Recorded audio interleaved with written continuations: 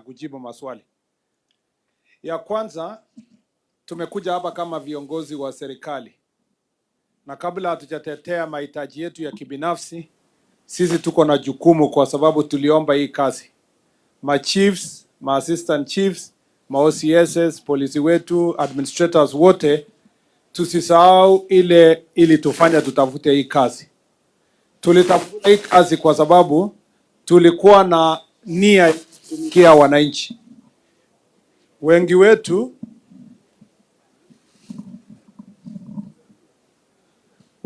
tulitafuta hii kazi hata wakati tulikuwa tunajua hakuna allowance, hakuna ofisi, hakuna motorbike, lakini bado tulitafuta.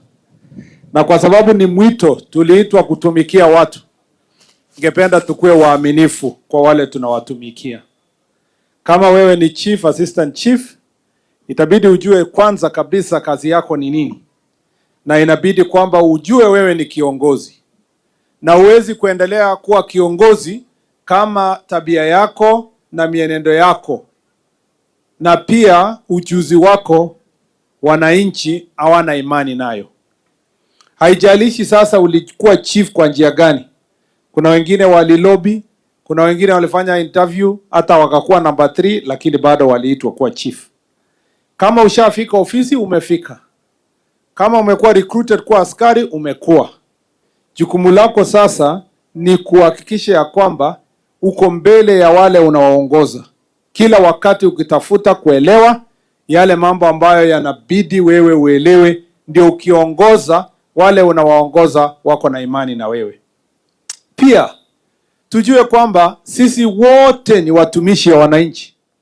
Hakuna mtu mwenye atasema mimi ni askari sitaki kuongea na chief. Mimi ni chief sina haja kuongea na askari. Mimi ni ACC sina mambo yote na OCPD. Sisi wote ni watumishi. Na kuna mtu mmoja alisema a lot can be done if we do not care who takes the credit. Tusijaribu kujitafutia ukubwa. Tusijaribu kujitafutia sifa mpaka tukasahau ya kwamba wale ambao tunawatumikia wanataka matumishi. Na ni wananchi ambao wanalipa kodi. Na wengi wao ni maskini. Wanategemea serikali. Wanajua serikali ni chief, serikali ni OCS. Hawajui serikali ingine iko Nairobi. Tafadhali tukue watu ambao tunamwogopa Mungu na tunaheshimu wananchi ambao tunawatumikia.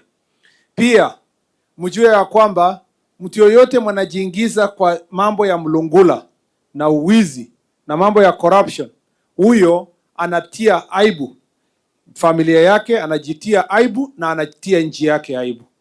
Hakuna uzalendo yoyote ambayo inaweza kusifiwa kama wewe umetumwa kama askari ukwende Liboi, lakini badala ya kuangalia bidhaa gushi isiingie nchi, unachukua ile corruption mlungula kidogo, wewe unakula, unawachilia mambo mabaya ya kuje nchi na inadhuru nchi yako. Inaweza dhuru wewe, idhuru ndugu yako. Pia nyinyi ambao mnalipa hongo na mnasema mnamheshimu Mwenyezi Mungu, mjue ya kwamba mnajitafutia laana. Tunataka kama Wakenya tupambane na mambo ya hongo pamoja. Sio jukumu tu ya askari na sio jukumu tu ya waziri na sio jukumu peke yake ya wale ambao wako katika positions ya authority. Wananchi tuko hapa. Wakati tunafanya recruitment mnasema kuna corruption. Lakini nyinyi wenyewe ndio mnachanga pesa kwenda kulipa corruption. Nyinyi wenyewe ndio mnajua bwana analipa corruption lakini bado mnapigia makofi. Nyinyi wenyewe mnajua ni mwizi lakini hakuna kuripoti. Shida tu ni kungojea wakati waziri amekuja, wakati wakubwa wamekuja unalia kwamba hongo imezidi. Jameni, tukikubaliana wote, chief, polisi, wananchi, kwamba tutazima mambo ya hongo, hii tutaweza. Si lazima EACC ifike hapa, si lazima kotini ifikie. Sisi wenyewe tunaweza sema kwa kauli moja. Tunaenda kuandika jeshi, tunaenda kuandika polisi. Siku yenye tuko uwanja, tukituma kama jamii, kama vile tumekaa hapa, tutume observers wakue pale. Na hiyo recruitment iishe kwa masaa na majina tuone kabla ya siku saa 11. Itawezekana kwamba wale wakora ambao wanataka kufanya makosa ya kuibia na kulipa pesa kuleta watu ambao hawajakimbia, hawajakakuliwa, watapata nafasi kwa sababu ya umoja wetu. Umoja wetu kama watumishi wa serikali tukifanya kazi na wananchi itatusaidia sisi kuhakikisha ya kwamba mambo haya yawezi kuendelea. Pia wewe ni kiongozi, wewe ni OCS, wewe ni chief, wewe ni ACC, wewe ni DCC. Wezi enda jamii fulani uende ufanye kazi na hujatangamana na watu, hausikizani na wao, hauendi kwa mikutano yao, hauendi kwa baraza yao, hata ujui mzee wa mtani nani. Lazima tutafute njia ya kushirikiana na wananchi sehemu yoyote tunafanya kazi. Hiyo itarahisisha kazi yetu. Tukiitisha wananchi, tukiwasikiliza kama vile tuko kwa jukwaa la usalama hapa, hawa ndio watatupatia suluhisho, au watatupatia majina ya wakora, au watatusaidia tufanye kazi nzuri. Baadaye kwa taifa watasema huyu OCS ni mfanyikazi mzuri sana, lakini umesaidiwa na wale wako hapo. You take the credit, they help you to do the job. Ninawaomba sana tushirikiane, tufanye kazi pamoja, tuhusishe wale ambao wanahusika ili kwamba maisha yetu yaweze yakasonga mbele. Kwa hivyo mimi nataka kusisitiza hapa ya kwamba umoja wetu pia ni kitu ya maana sana. Chief na assistant chief, tafadhali nawaomba, wewe ukishatoka location yenye umetoka, wewe ukishatoka jamii yako umekuwa ofisa wa serikali, wewe usikue mtu ambaye ni mfungwa ya itikadi za kabila yako ama sijui clan yako. Wewe ni ofisa wa serikali. Isikue ni wewe unakaa kwa mikutano kupanga njama ya kupigana na clan zingine. Isikue ni wewe unaketi pale unapanga mambo ya uwizi ya ng'ombe na mbuzi na clan nyingine. Isikue ni wewe ndio unasaidia kuhakikisha kwamba jamii ama watu fulani wanajaribu kunyakua shamba kwa watu wengine. Usinyanyase maskini, usinyanyase mjane, usinyanyase watu ambao wajiwezi. Wewe usinyanyase mayatima, kwa sababu kazi yako ni kuwa macho kwa niaba ya wale walio chini. Aswa katika serikali hii ya bottom up, ni nia yetu kuhakikisha kwamba tumeshughulikia wale watu. Mambo haya yote nimesema si bure. Huwa tunapata habari ya ujasusi ya jinsi ambavyo mnafanya kazi. Askari fulani anasaidia anapitisha bidhaa kushi. Chief fulani anasaidia anapatia IDs watu hawafai kufanya. Chief fulani anasaidiana anapitisha bunduki haramu. Polisi fulani wao ndio wanasimamia mabwenyenye wenye wanapenda dawa ya kulevya. Tutachukua hatua ya kisheria na pia hatua ya kikazi. Hata kama tutapata njia ya kucollect the evidence kupeleka kotini, tuko na njia ya kukusimamisha kazi. Tukwambie wewe enda nyumbani, enda ulime shamba yako, uchunge mbuzi, uchunge ng'ombe, wacha mtu mwenye atatumikia wananchi akuje katika ofisi. Kwa sababu tunashughulikia mahitaji yako ili kwamba wewe uweze pia kutumikia wananchi. Na ujue kwamba hii ni mwito. Hakuna pesa ya kutosha kukulipa kama mwananchi, kama mfanyikazi wa serikali. Aswa kama wewe ni chief ama polisi. Kazi ile unapewa ni kidogo compared to ile kazi unafanya. Ni kwa sababu umeitwa kwa utumishi. Wewe ni kama ule sheikh, wewe ni kama ule kasisi. Wewe umejitolea, unamtumikia mwananchi, lakini si ati pesa itatosha. Ni Mungu tu ndiye anaweza kukubariki wewe, kupatia afya nzuri, bariki watoto wako, bariki ngamia yako izae 2. Ngamia inazaa 2? Yeah? Ni mbuzi tu ndiye anazaa 2, si ndio? Bariki izae 2, ng'ombe namna hiyo, kwa sababu ya ile baraka ambayo wewe unatumikia watu kwa roho safi, na unawacha jina nzuri yenye itakuliwa na watoto wako mpaka ukoo ya 4 huko. Watakuwa wanasema kulikuwa na mzee mmoja alikuwa chief, alikuwa assistant chief, alikuwa mtumishi ambaye alisaidia watu.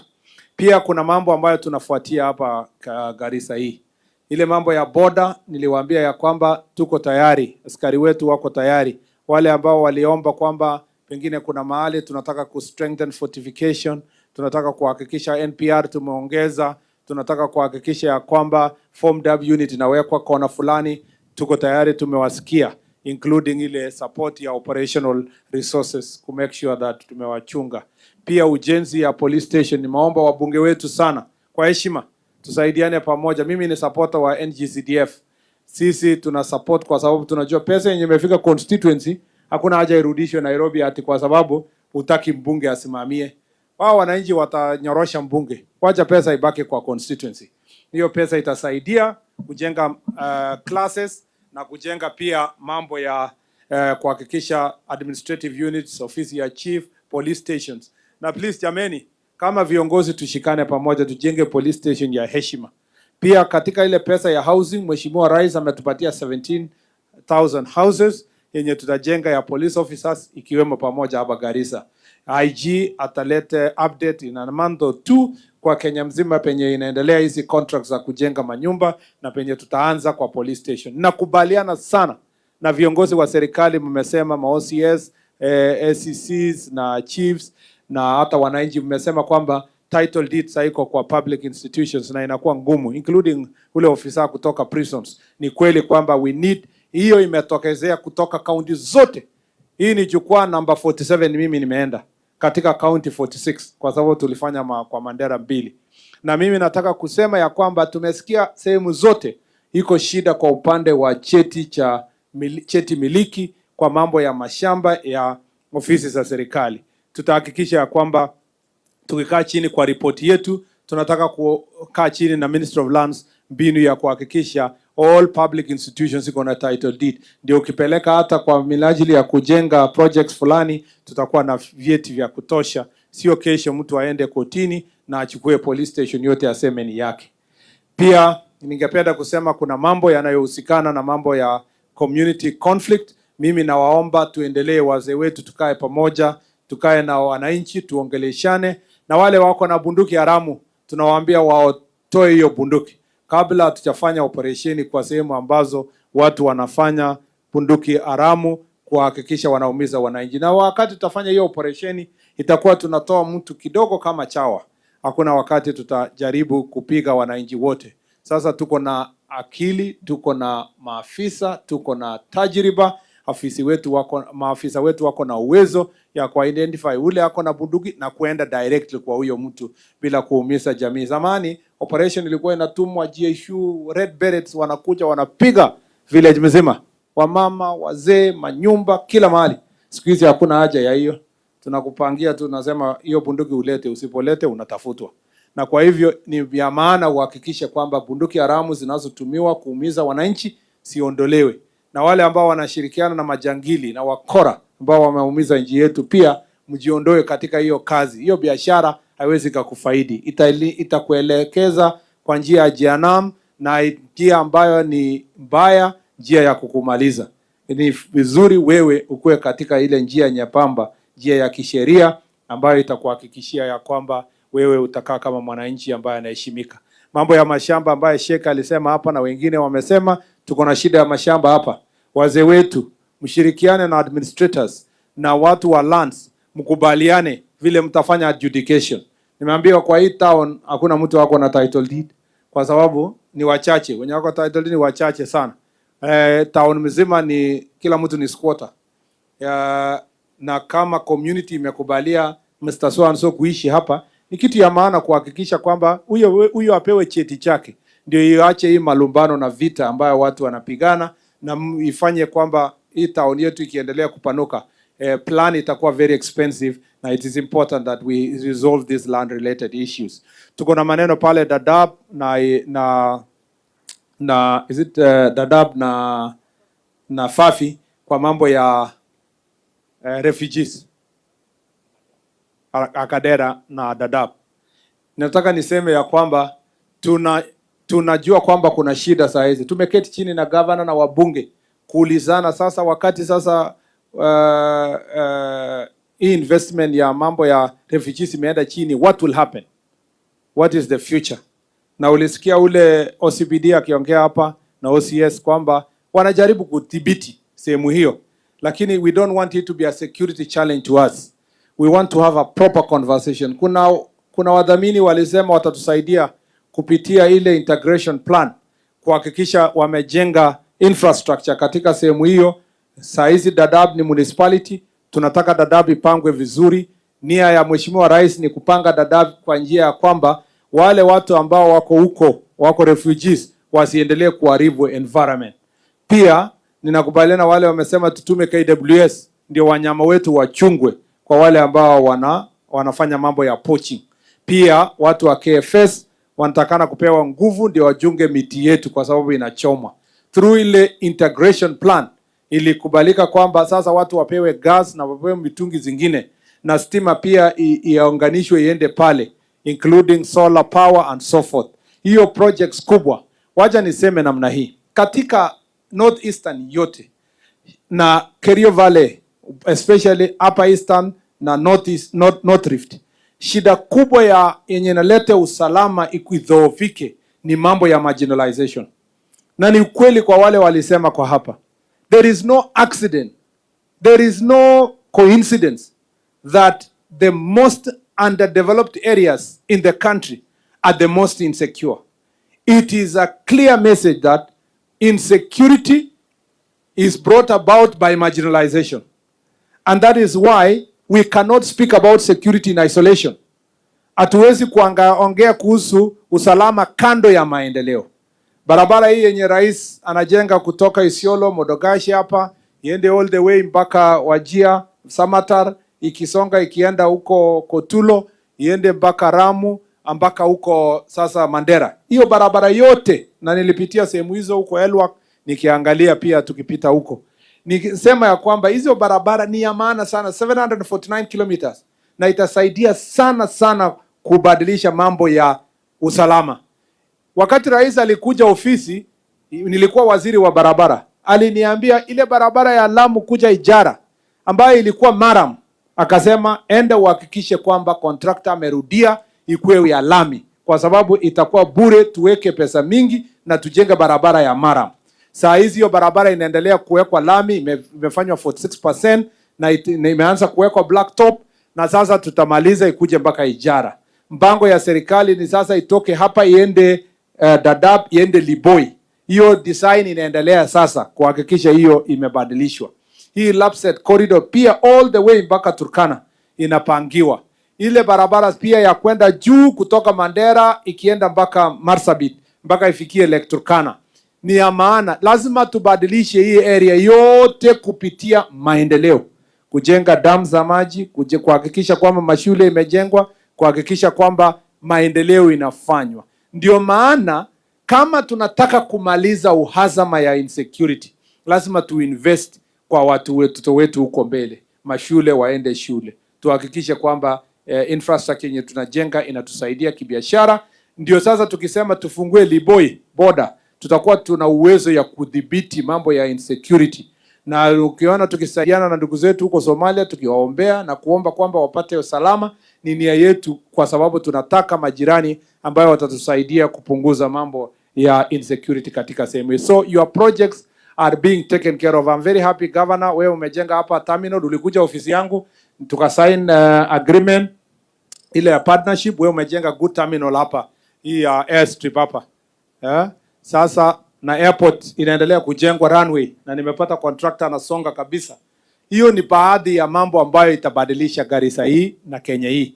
Na mimi nikirudi Nairobi, recommendation yenye tutafanya kama security team, tutatia mkazo mambo ya maendeleo, kwamba the best way to sort the problems of ASAL areas, Northeastern, Upper Eastern, huko pande za North Rift na sehemu za huko chini tufika Tana River na sehemu za Pwani, the only way we sort this problem up to Lamu ni kuhakikisha ya kwamba tunatia maanani sana mambo ya maendeleo. Ninawaomba chiefs na assistant chiefs, jameni tafadhali saidia watoto wetu waende shule. Hao watoto wenye tunawaacha wasiende shule ndio watakuwa shida hapo baadaye. Lazima tufikirie njia yenye tutasaidia hao waende shule. Lazima tufikirie jinsi ya kuhakikisha wasichana wetu wamesoma. Mara nyingi sisi pastoralist all the way mpaka penye natoka, hatuna haja na wasichana. Tunaona kwamba hawa wataolewa, wataenda kuwa mama ya nyumba hapo, hakuna haja kusomesha. Lakini huyo msichana wako huyo moja, mmeona wasichana wengi hata ya kutoka pastoralist hapa, wakipata nafasi ya masomo wanasonga kabisa, wanakuwa watu wakubwa katika taifa hili. Huyo msichana mwenye unamdharau ndio atakuwa nguzo ya familia yako. Ninawaomba tusaidie watoto wetu waende shule, na tuhakikishe kwamba tumepambana na ile shida ya FGM, ukeketaji ya wasichana. Chief, kwa nini mmenyamaza? Nyinyi ndio mnapeana license ya FGM. Lazima tusaidiane kuhakikisha tuna protect, because FGM haikuji peke yake na madhara ya health.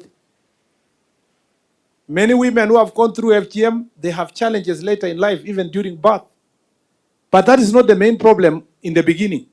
The problem is that mtoto akishaenda through FGM, ndio huyo amewacha shule, ameolewa, maisha yake imebadilika. Let us do everything to protect our children and our girls. Na pia, let us confront the problem ya gender-based violence. Chiefs, sikubali hii maneno ya maslaha ya kusema ati mtu analipwa kwa sababu ati wamemaliza kwa nyumbani, alikuwa tu amepiga bibi yake lakini akapiga sana. Hakuna discipline yenye mtu anapiga bibi yake. Discipline ni mdomo. Kama una mdomo, kama una ulimi, kama utumii ulimi yako kunyorosha bibi yako na ile ulimi ingine na vimbo ya wazee, kama unatumia vimbo ya kupiga, umepotea wewe kabisa. Tumeelewana?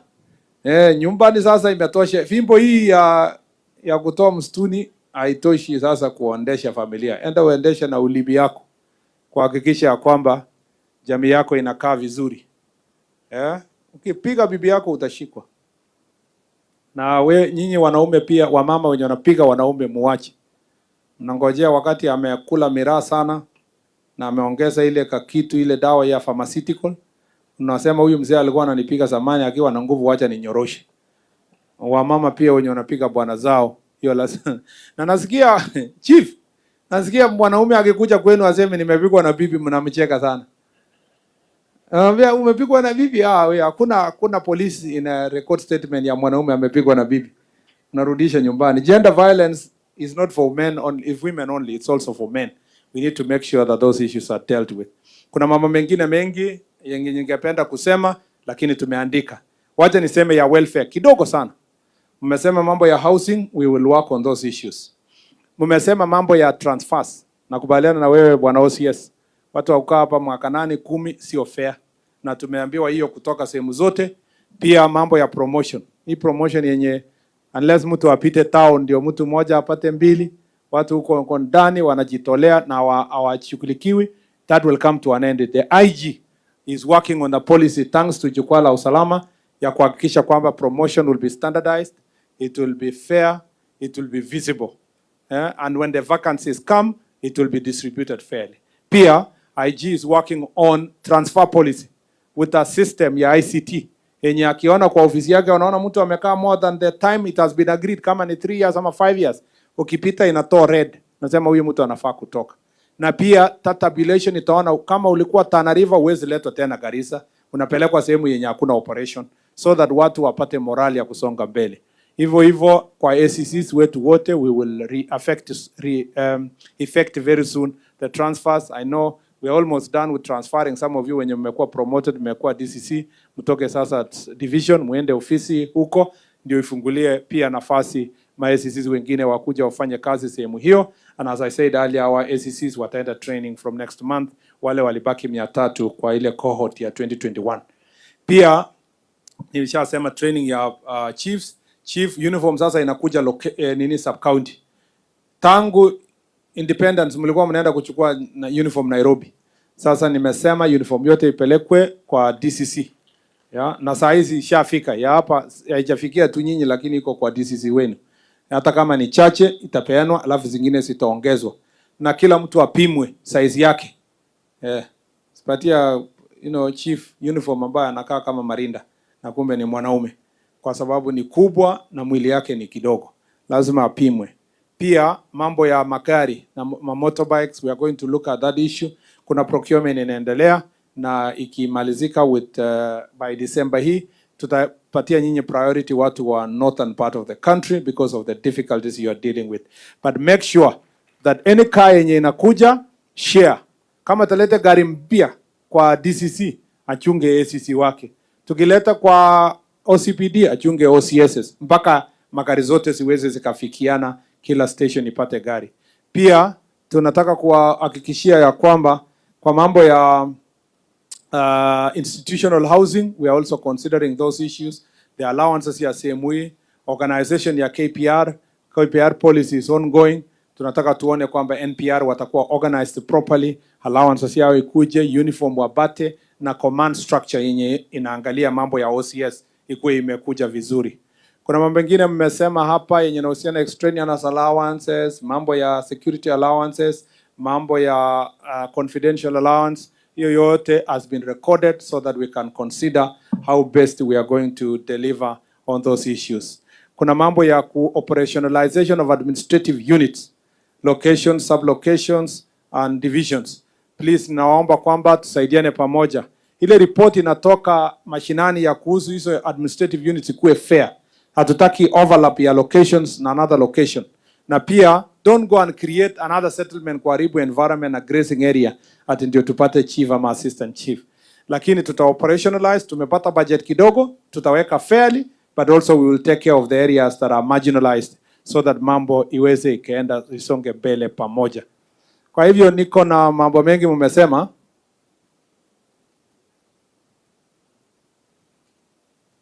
Nilifikiria nimekumbuka yote lakini lazima nimesahau zingine. Ya, mambo ya IDs nishasema tayari. Tukileta hii mobile, tumekuja hapa na mobile capture machine ambayo saa hizi wale wanafunzi walirecord na wananchi wenye wamefanya sawa watapata ID Tuesday. Ile iko pending, mimi naenda kufuata mwenyewe. Kuna wachache ambao walikuwa verified, walikuwa na verifyiwa kwa ile refugee list. Because kuna watu walikuwa kwa refugee list na at the same time kwa ID kwa sababu ya makosa ya zamani. Unajua 20 years ago watu wengine walijiregister refugees hawakujua what is going on, wakasema hii kitu iko hapa inaitwa Dadaab. Naona iko na chakula kuliko community hapa. Sasa wakati mambo imeenda mrama, watu wamesema hatutaki kuitwa refugee kabisa, tunataka kurudi kwa Wakenya. Hiyo process ya ku declare na ku clear those issues has been going on and that will be sorted. There is a process that will sort out those issues ya wale ambao walikuwa wameregister before. Mambo ya fuel, nashukuru sana, tutasort hiyo mambo yote. Traffic officer across the country is the most affected kwa mambo ya magari, mambo ya mental health, leave allowance, responsibility allowance, strength. Tumesema kwamba in this hiring ya police, ya recruitment, tutaweka more strength kwa these areas because the normal police station are very weak numbers, na also hakuna wamama, most of them are women. Tukifanya recruitment jameni, encourage watoto wetu wasichana wa apply wakuwe polisi. Tunajaribu kusonga ifike 20% ya police officers ni wamama. So this year recruitment ni ya kuongeza wamama. Wamama wa hii region wa apply because hawa ndio tutapost kwa police station because wanaelewa culture na wanaelewa circumstances around around this place. Wakati kuna cases ya defilement na violence, hawa ndio wamama watawaendea na watasikiza, watauliza maswali yanayofaa na wasaidie. Please encourage our girls to apply for the police, to come for the recruitment of the police in this area. I think that mtani hata yenye sijasema kwa hapa yote nimeziandika. Mambo ya political interference tumesema hiyo, mambo hiyo yote ya interviews ya chief na interviewer na anakaa milele bila kurelease, hiyo ndio tunaita political interference. Nataka kutoa, mwingine anapiga simu, mwingine anafanya hivi. Hapana, tunakaa sasa administrative. Kwa ofisi yangu nimewaambia kazi yao ni kuuliza RC na regional security team, county security team, akishapata proper advice we proceed. Hakuna haja mtu akwambia lazima uandike huyu chief kwa sababu ni agent yangu. Hiyo ndio inaharibu national administration at the grassroots level. Si nimesema mambo mengi? Nimesema maneno mingi? So tumeandika, tumesema hiyo yote. Na nyinyi mnajua tunafanya kazi na watoto wenu huko Nairobi. Nyinyi watu wa Garissa na wapenda sana. Hata kabla sijakuja hapa, kwani nyinyi hamjasikia kwa Kenya nilikuwa natetea Garissa?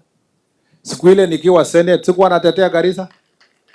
Hamkuona nikigonga meza nikiambia speaker don't sacrifice Kenya? Hamkusikia hiyo?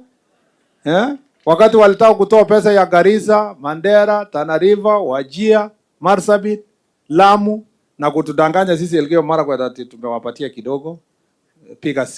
Piga kura, angusha hii watu. Hii watu wako na pesa mingi. Ati watu ni wachache. Hawako. Hii watu wako huko juu. Na hiyo wakora tu bado wako. Hata saa hii tukileta mambo ya IDs hapa anasema sisi tumepelekea refugees. Nyinyi ni refugees. Yeah? So mimi nawapenda ya ukweli. Yeah? Na hii maneno nafanya kutoka roho. Sio kikazi. Ni mambo yenye mimi naamini whether ningekuwa waziri ama sio waziri. Mimi naamini ya kwamba tukitaka kusuluhisha shida za Kenya to develop in northern part of the country. Once we develop, the problems of Kenya will come to an end and we will be a fantastic country. There are some people wanaongea para hata waendi kuona map. Haoni kwamba more than a half of the country is Asal area. Kichwa yake tu iko huyo ni Al-Shabaab.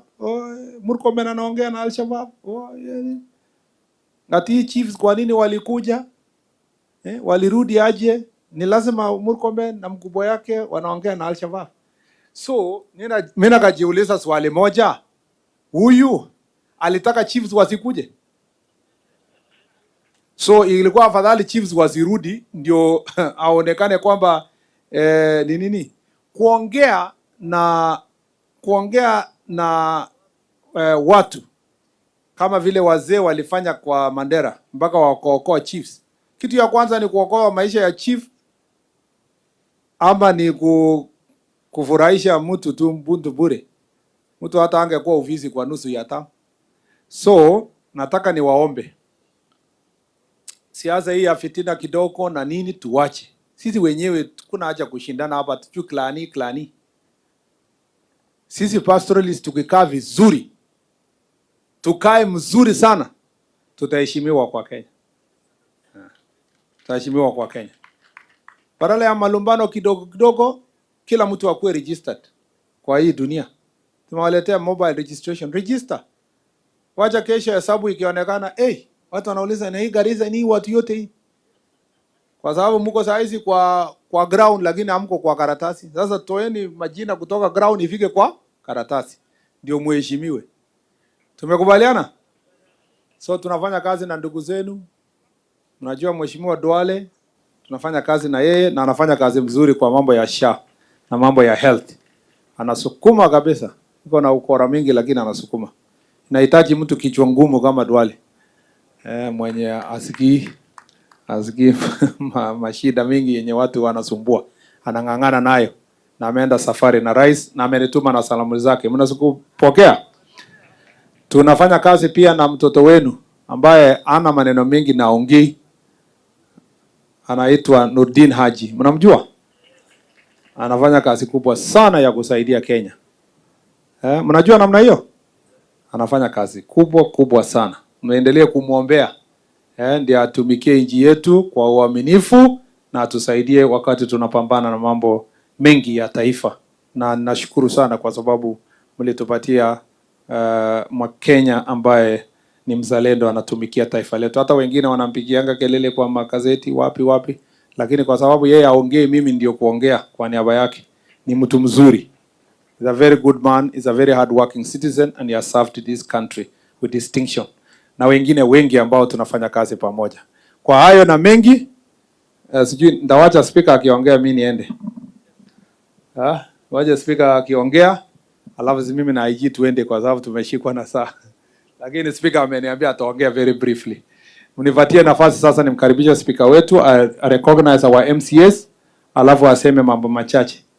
As a deal, trade off, speaker wewe unajua Sabulai, si ndio? Ako kwa ofisi yangu. So, let us trade off.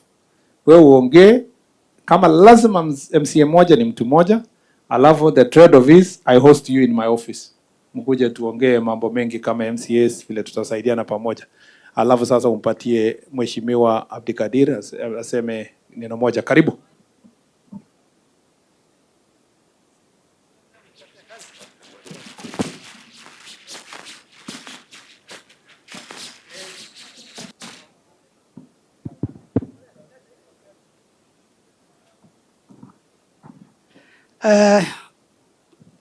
Honorable CS, His Excellency, all protocols observed. Mimi sitaongea kwa sababu nikizidi kuongea hapa mimi kazi yangu iko hatarini. kazi kwa hatarini. Si unajua? Bwana Deputy Speaker, tafadhali kuja, alafu mheshimiwa, utanikubali niongee mtu mmoja. Kuna mtu mmoja ambaye ana host a lot of critical institutions here. Waberi ndio atakuwa, naomba one more MCA.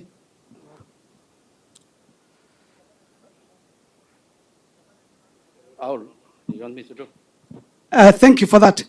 Mheshimiwa CS, Bwana Deputy Speaker Mustafa Abdirashid, yeye ni wa township ambaye ni Iftin ward. Mheshimiwa Abdirahman Muhammad Ali wa Sankuri, Balambala constituency.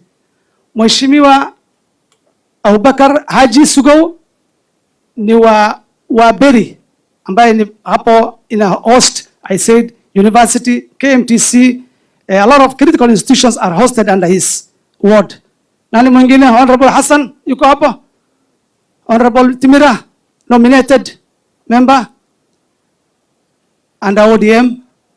Honorable Abdurrahman Waijara. Honorable, we have the youngest in the block, the youngest kid in the block, Mheshimiwa huyu ambaye amenominatiwa juzi to replace a deceased member. Honorable Abdulkadir Aden. Nani mwingine? Honorable Hassan yuko wapi? Okay, atakuja Honorable Hassan ambaye amejitambulisha asubuhi. Tafadhali sana, kwa sababu ya wakati na heshima ya CS, wacha niwapatie Bwana Deputy Speaker, alafu mwingine ni Bwana Waberi.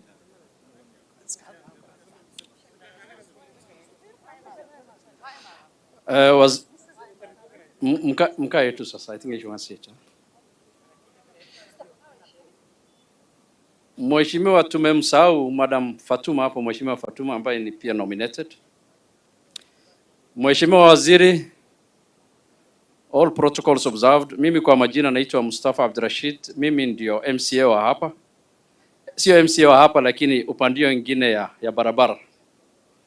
Nafikiri kwanza kabisa nitawakaribisha Garissa, na nafikiri mengi yameongelelewa, but I want to add two things. The issues that I want to add is, waziri, nafikiri umeongelelea maneno ya ardhi, land ownership. Mimi ni kijana ya chief, na mimi najua yes, I'm going to the point, yes. Na mimi najua zamani kabla ya devolution kulikuwa na land allocation committee na kulikuwa na provisional allocation committee. Garissa, shida ni kwa sababu from 2013 this devolution has killed land adjudication in Garissa town. And I'm glad that the governor is here listening. Now as we speak today, you cannot do anything in Garissa on matters of land, because the governor has written a letter to National Land Commission putting a caveat on land transactions. That is why we are killing each other. Kwa hiyo mimi ningeomba governor atoe hiyo barua kwanza, sababu ardhi inaletaga shida kubwa sana. Ya pili, mimi nawakilisha urban rural ward inaitwa 15. Na kuna camp ambaye inaitwa Korakora ambaye ni divisional headquarter. Hiyo camp ni operational camp. Mimi ningeomba IG gazette iwe substantive camp, because hiyo mahali ilikuwa imepigwa na Al-Shabaab sometimes back. Kwa hivyo we need that camp as quickly as early as tomorrow. Tafadhali mtugazeti hapo. Ya pili, tuko na officers ambao wako hapa ambao wengine wamfanya kazi zaidi ya miaka 20 na bado ni askari tu.